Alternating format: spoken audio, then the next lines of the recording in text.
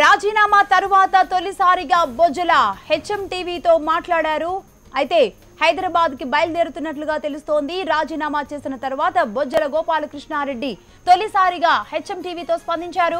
ఆయన రియాక్షన్ తెలుసుకునేందుకు HM TV ప్రయత్నం చేసింది. కానీ ఆయన తన రాజీనామాపై స్పందించబోనని మొదట అన్నారు.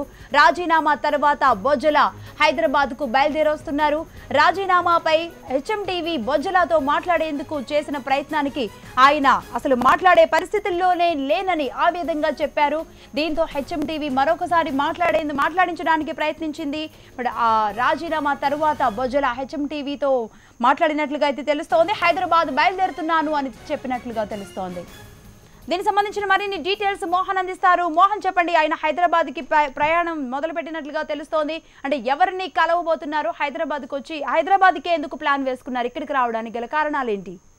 లక్ష్మి, మంత్రివర్గ విస్తరణలో చోటు కోల్పోయినటువంటి బొజ్జల తీవ్ర నిరాశకు గురవడం జరిగింది. అంటే గతంలో కూడా అనేక సార్లు పుకార్లు వచ్చినప్పటికీ కానీ ప్రగాఢమైనటువంటి విశ్వాసం బాబు మీద బొజ్జల గోపాలకృష్ణారెడ్డికి ఉంది. గతంలో అనేక సందర్భాల్లో అనేక మంది పార్టీని వీడినా చంద్రబాబుతోనే ఉన్నటువంటి బొజ్జల తనకు పూర్తి స్థాయిలో మంత్రివర్గం అంటే తన పీరియడ్ మొత్తం కూడా ఉండే అవకాశం ఉంటుందన్నటువంటి భావనలో ఉండడం జరిగింది.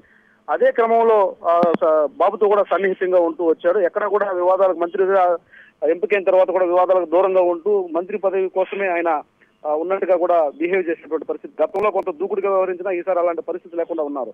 అయితే అనూహ్యంగా ఆయనకి మంత్రి పదవి పోవడం, తీవ్ర అసంతృప్తికి లోనవడం, ఈ క్రమంలో ఆయన ఎమ్మెల్యే పదవి కూడా రాజీనామా చేయడం జరిగింది. రాజీనామా పత్రాన్ని నేరుగా స్పీకర్ కు పోస్ట్ చేయడం జరిగింది.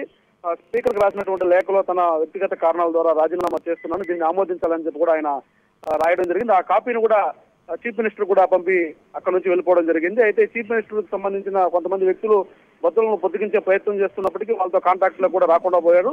ఇదే విషయంపై హెచ్ఎం టీవీ ప్రయత్నం చేసింది. ఆయనతో మాట్లాడే ప్రయత్నం చేసినప్పుడు ఆయన మాట్లాడడానికి సుముఖత వ్యక్తం చేయకపోగా ఇప్పుడు తాను ఏం మాట్లాడలేనని కూడా చెప్పడం జరిగింది. అయితే రైట్, థ్యాంక్ యూ మోహన్.